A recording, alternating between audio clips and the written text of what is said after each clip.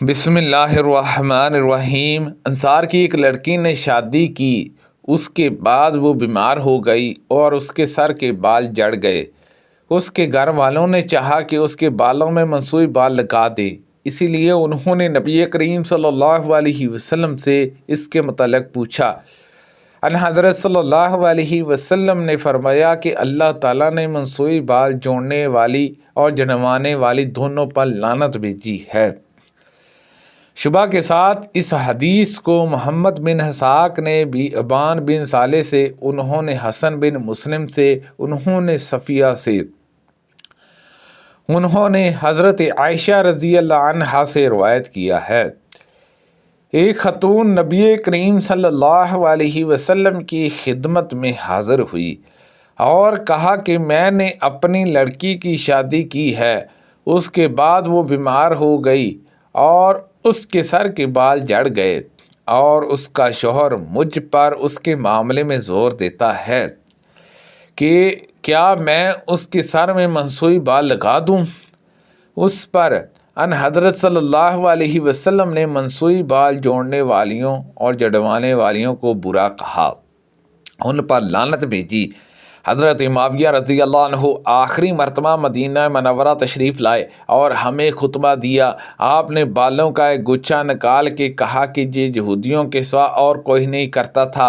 نبی کریم صلی اللہ علیہ وسلم نے اسے زور یعنی فریبی فرمایا، یعنی جو بالوں میں جوڑ لگائے تو ایسا آدمی مرد ہو یا عورت وہ مکار ہے جو اپنے مکروہ فریب پر اس طور پر پردہ ڈالتا ہے۔ عبداللہ بن مسعود رضی اللہ عنہ نے خوبصورتی کے لیے گودنے والی، چہرے کے بال اکھاڑنے والیوں اور سامنے کے دانتوں کے درمیان کشیدگی پیدا کرنے والیوں جو اللہ کی پیدائش میں تبدیلی کرتی ہیں، ان سب پر لعنت بھیجی۔ تو یعقوب نے کہا کہ یہ کیا بات ہوئی؟ عبداللہ بن مسعود رضی اللہ عنہ نے کہا، آخر میں کیوں نہ ان پر لعنت بھیجوں جن پر رسول اللہ صلی اللہ علیہ وسلم نے لعنت بھیجی ہے، اور کتاب اللہ میں اس پر لعنت موجود ہے۔ یعقوب نے کہا کہ اللہ کی قسم میں نے پورا قرآن مجید پڑھ ڈالا اور کہیں بھی ایسی کوئی آیت مجھے نہیں ملی۔ عبداللہ بن مسعود رضی اللہ عنہ نے کہا، اللہ کی قسم اگر تم نے پڑھا ہوتا تو تمہیں ضرور مل جاتا۔ کیا تم کو یہ آیت معلوم نہیں؟ یعنی اور جو کچھ رسول تمہیں دیں اسے لے لو اور جس سے بھی تمہیں منع کریں اس سے رک جاؤ۔ ایک عورت نے نبی کریم صلی اللہ علیہ وسلم سے پوچھا کہ یا رسول اللہ صلی اللہ علیہ وسلم، میری لڑکی کو خسرے کا بخار ہو گیا اور اس سے اس کے بال جڑ گئے، میں اس کی شادی بھی کر چکی ہوں، تو کیا اس کے سر میں منسوئی بال لگا دوں؟ ان حضرت صلی اللہ علیہ وسلم نے فرمایا کہ اللہ نے منسوئی بال لگانے والی اور جس کے لیے لگائے جائیں دونوں پر لعنت بھیجی ہیں۔ رسول اللہ صلی اللہ علیہ وسلم نے فرمایا، نظر لگ جانا حق ہے، اور ان حضرت صلی اللہ علیہ وسلم نے گودنے سے منع فرمایا۔ مجھ سے محمد بن بشار نے بیان کیا، کہا ہم سے ابن مہدی نے بیان کیا، کہا ہم سے سفیان بن عیان نے بیان کیا، کہا کہ میں نے عبد الرحمن بن عبس سے منصور کی حدیث ذکر کی جو وہ ابراہیم سے بیان کرتے تھے کہ ان سے علقمہ نے اور ان سے عبداللہ بن مسعود نے بیان کیا۔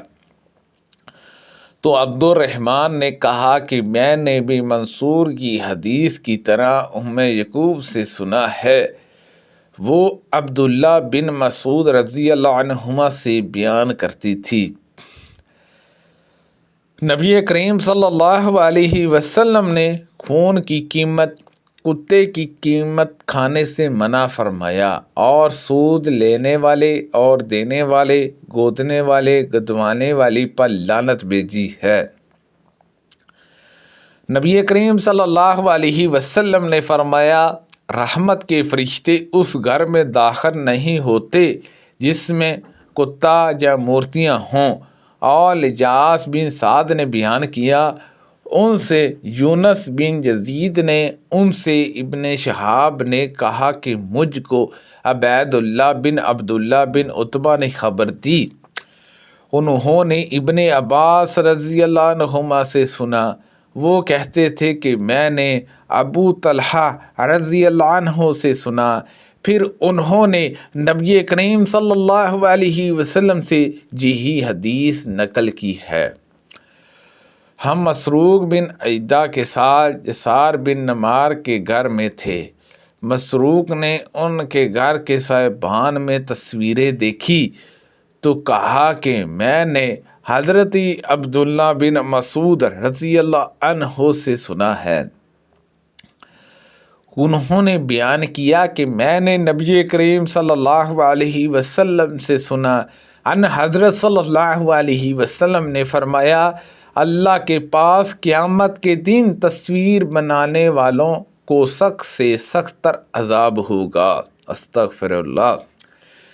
رسول اللہ صلی اللہ علیہ وسلم نے فرمایا جو لوگ یہ مورتیاں بناتے ہیں انہیں قیامت کے دن عذاب کیا جائے گا اور ان سے کہا جائے گا کہ جس کو تم نے بنایا ہے اب اس میں جان بھی ڈالو۔